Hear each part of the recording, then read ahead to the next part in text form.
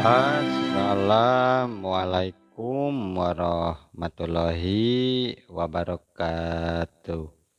Wilujeng tepang damudai sarmang kince.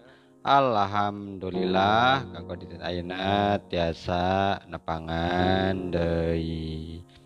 Satacana dipedar icarios simkuring nganuhunkeun kanotos like komen sareng subscribe nya hatur nuhun.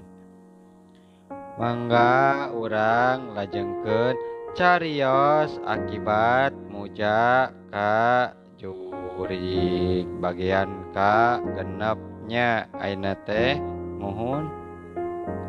Kumaha lajengna carios mangga urang kawitan. Hehehe, hade tah mun kitu nyai sebab memang kudu kitu pamajikan teh euy. Bener-bener satia ka salaki, teu weleh karojong wae kana pamaksudan jadi salaki teh euy. Sabab cenah mun salaki aya maksud hade heug teu dirojong ku pamajikanna sok hese majuna nyai tateh usaha oge. Hehehe, nya Kang nya tah kitu pisan matak abdi oge ngarti tugas pamajikan mah kudu tuhu tumut kan jadi salaki jeung nurut manut deui sarta ngadoakeun jeung ngarojong deui kana unggal tindakan salaki teh usaha mah naon wae nya asal pangabutuh abdi bener-bener kacukupan Kang. Tapi ke Kang, Akang bakal nargetkeun bunga sabaraha kitu Kang? Sabaraha persen maksudna sakali anu nginjem duit ka urang abi hayang terang Kang. Heh, kela. Akang kudu mikir heula yeuh nu asak jeung jero deui mah duh. Kumaha hadena nargetkeun bunga ieu teh ka setiap jalma nu sok minjem duit ka urang teh. Ayeuna mah urang ayeuna jang ketek kumaha nya jang engkos tembong terus ngahuleng bangun nu aya nu dipikiran. Tapi saenggeus ngarasa cukup mikirna meureun jangkos kacang deui nyarita ka euis ama jikana. Kieu wae nyai yeuh saenggeus dipikir kalawan asak sangkan urang teh tetela bener-bener gede penghasilanna teh kieu yeuh dina tukang renten Akang hayang nyokot 30% nya misalkeun dina 1 juta teh kudu 1.300.000 nya dan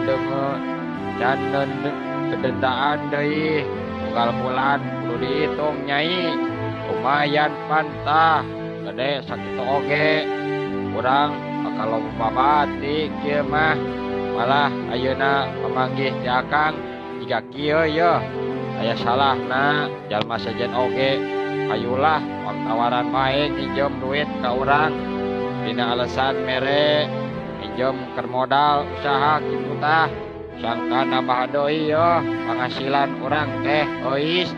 Tapi mun jalmana tara ucap minjem kumaha Kang sangkan bisa ditawaran ku urang nya lantaran wae kumaha hadena wae tah mah nyai kudu bisa tuh ngareka caritaan nu ngeunaheun asal nawaranna teh weh jalma nu boga gawe ya boga simpenan barang berharga nyai misalna teh manehna boga usaha sarta boga barang simpenan anu gede tah eta mah karek anu usaha leleutikan mah heug bae arek usaha anu gede leuwih alus tama nyai keur urang tawaran minjem duit jeung nambahan modal kitu tah hari anu balangsak mah balangsak teuing mah eueuh tempoaneun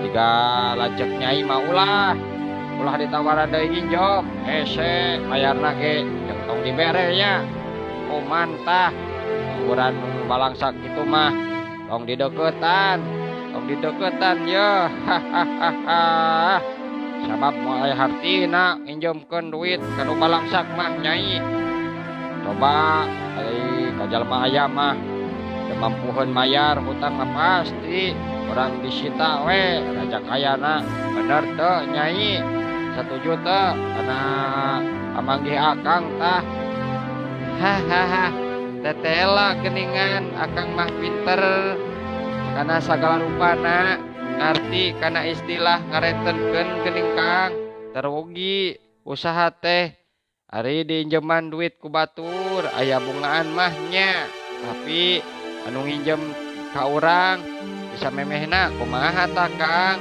arek dibungaan kitu ku urang apa ditagih bungana sakalian kitu dipuji kitu teh bunyi euis meni rapeh atuh yang irungna jangkos dina waktu harita hehehe nyari cek akang mah nyai tapi hadek kitu wae nya unggal nu nginjem duit ka urang nu teu samemehna gancang wae eta bungana lah kata mejaan gitu yo buka aturan anyar ayeuna mah pinjam duit ka urang dimimiti ayeuna jeung saterusna kudu aya bungaan nyai teu meunang henteu pokona mah nya iraha kang eta aturanana diterapkeun teh ai si nyai mah ditipu we ayeuna atuh nya tahun hareup aturan eta geus lumaku nyai nya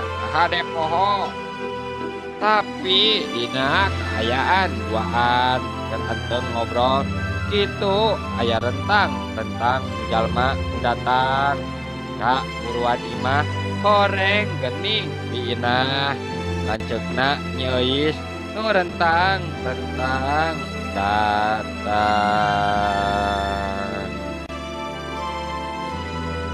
nya nyeuis jeung jangkos silih tetep kadatangan biinah kadinyana samberna mah duaan teu miharep wae kaharep miharep nama sugan wae biinah pangna datang kadinya teh memang rek mayar hutang jeung lain sabalikna arek ngainjem duit jangkos gancang mere isyarat ka Nyi Euis ku reretna nya Nyi Euis oge surti gancang muka panto imah ngabagiakeun nu anyar datang bagea ece sok atuh ka jero cek Nyi Euis nitah jadi lanceukna asup ka jero imah nya binah ge teka leket gancang asup ka jero imahna Nyi Euis teh kawilang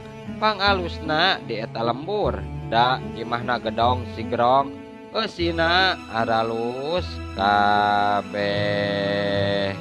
kek harita di luarana geus dariuk dina kursi masing-masing nya kadenge biinah mimiti cuma rita nyai kumaha calageur di dieu teh ujang cek biinah langsung nanya kana kaayaan Nyi Euis jeung jangkos meh bareng harita jawab kabeneran abi mah sehat ceu sarua kuring oge ceu kurang naon-naon ieu teh duaan sarehat alhamdulillah syukur atuh ari sarehat mah kepediheun euceu budak duanana ngadon garering raripuh gering ripuh gering naon ceu budak teh Nyi Euis jeung jangkos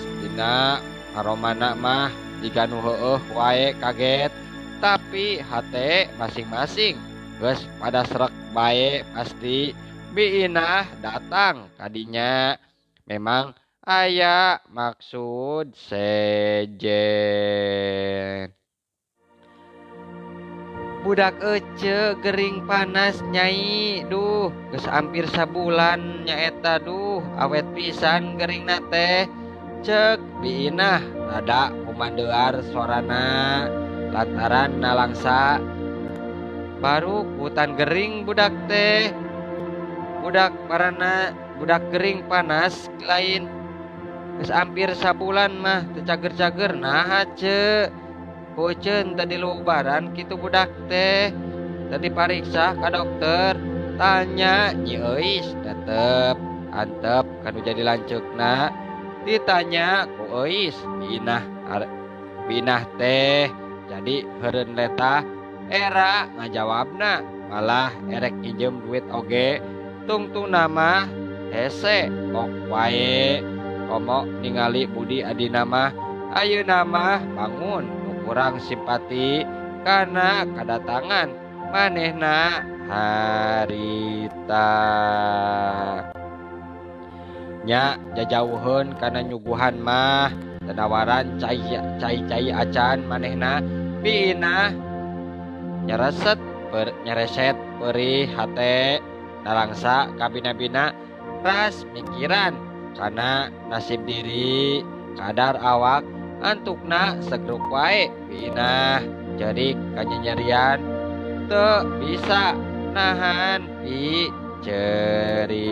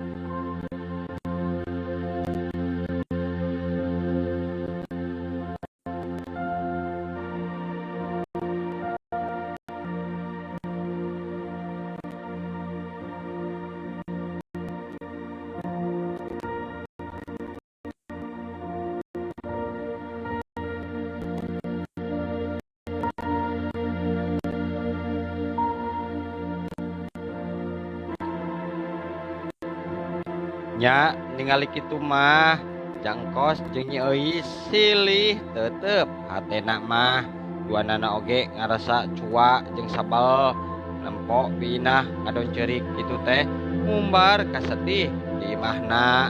Boro-boro aya rasa karunya atawa watir tama teuing taya prihatin pisan.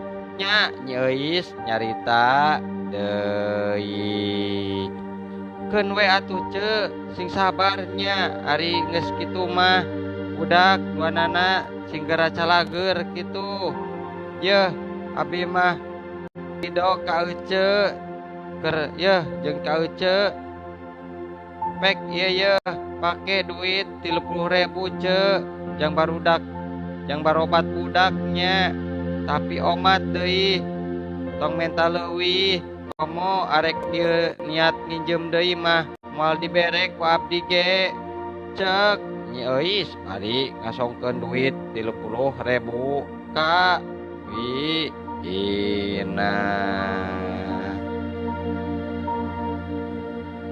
Tapi sebenarnya mah lain matak atau diasongan duit ku Nyi Euis kalahkah nambahan nalangsa pikeun binah mah. Nya Nyi Euis teh memang geus teu aneh ku binah mah pang-pangna datang kadinya pasti rek barang injem langsung bae mere tanda moal arek injemkeun duit.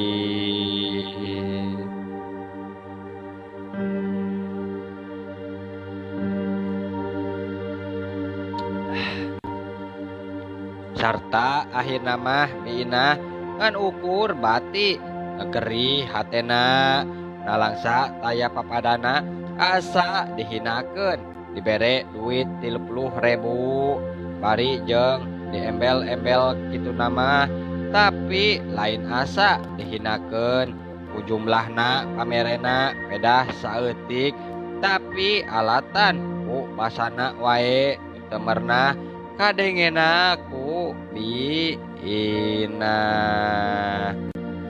nya antuk nama biina ngarahu dina waktu harita bari nampanan duit ti nyi euis nuhun euis sakieu oge nya ece teh kacidangan nuhunkeunana pisan katarima tur disuhun di luhur embun-embunan ece cek biina ari ngadenge lanceukna nyarita kitu mah rada teu geunaheun hate nyeuis terus ngareret ka salakina nya nu deret surti gancang nyarita ditujukeun ka biina ojo saacana kuring terek nyarita heula tandes ka ece yen dina waktu ayeuna setiap jalma nu nginjem duit ka kuring arek dulur arek batur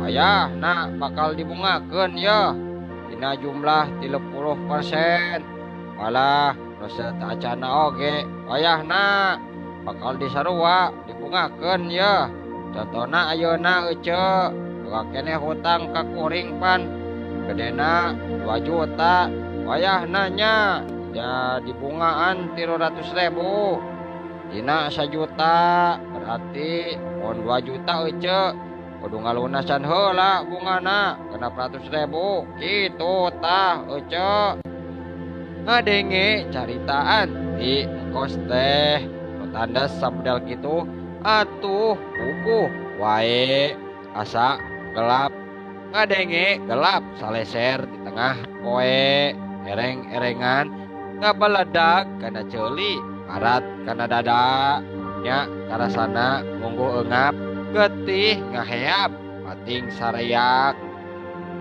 sirah asa ngubeng lantaran lieur sarta nyeri nyautan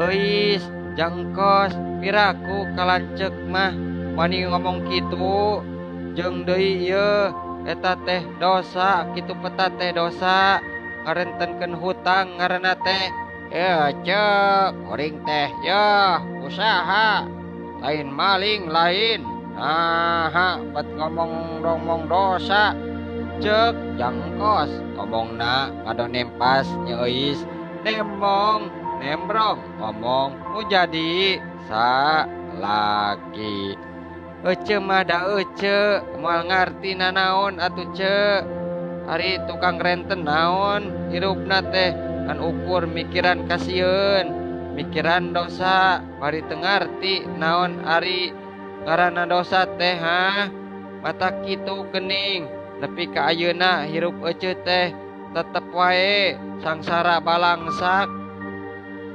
nah teu bosen kitu hirup sangsara wae dabongan ngagugulung wae dosa atuh piinah sabenerna mah wani mun seuk kudu pasea jeung adi puguh geus nafsu di tadi keneh lantaran teu satuju kana sikep adina nu sarakah budak dunya teh ngakesek ka jalma nu leutik malah diputangan tulung kadulur oge hese ngadon ngomong teu para ruguh tapi pinah bisa keneh nahan diri nepi ka bedah amarahna antukna ngeleha nya ku teh diusahakeun pisan euis bulan ayeuna sugan hutang teh bisa lunas jeung bunga-bungana tah kitu euis.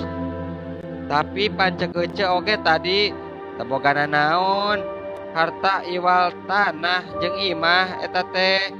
Jadi abdi moal waka percaya kana omongan ece ayeuna mah nyentuh deui caritaan euis harita biinah bisa ukur narik napas panjang beramarah ku ngucap istighfar.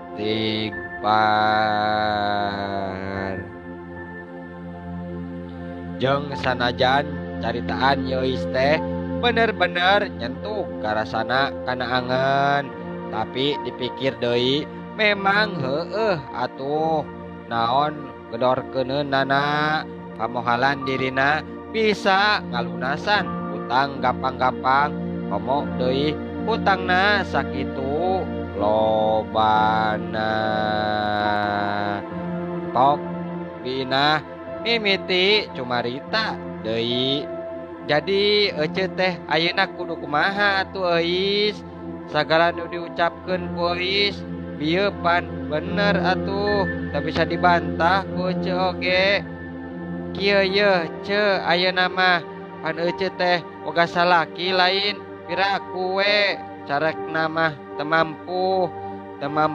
mampu wae kitu. Kernaon hayang ngarumah tangga atuh ari eueuh kabecusna mah. Ayo we adi deui anu diperkesel teh ku ece nyi euis ngabitukeun ka kesel hate harita ku caritaana nu sugal. Tapi ece teh pan nginjem lain menta euis. Enya memang bener ece mah nginjem ka kuring lain menta ngan teu pupuh ece mah aturanana jeung katangtuanana deui rek mayar moal ce.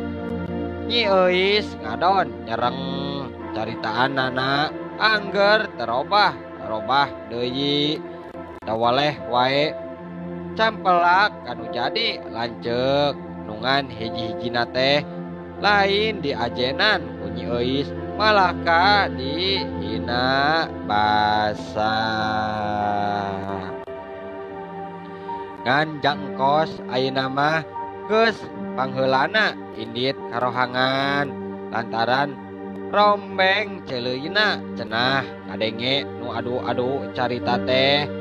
Terus binah we kapaksa kudu ngelehan deui sabab rumasa aya nu di pihak lemah ku kaayaan ayeuna. Lain harti binah teh teu wanieun ngalawan ku kasar dina caritaan, tapi justru ayeuna pakating ku mindeng teuing pasea jeung adi ngajadikeun jadi bosen era ku tatangga nu sok rajeun misahkeun. Hampura ece euis bener meureunan salaki ece teh memang teu boga jeung teu bisa hojah deui sabab lain sakali dua kali ece teh nyarita ka salaki tapi manehna keukeuh can bisa nyanggupan keun nya. Sakali deui ece arek nyarita ka si akang sugan aya jalan keluar tina ieu masalah ce. Sareng waktosna seep kitu ce. Aduh mohonnya waktosna kamujeng seep insyaallah enjing atanapi pageto tiasa dilajengkeun deui. Mangking ce ngaturkeun wabillahi taufik wal hidayah. Wassalamualaikum warahmatullahi wabarakatuh. Cah.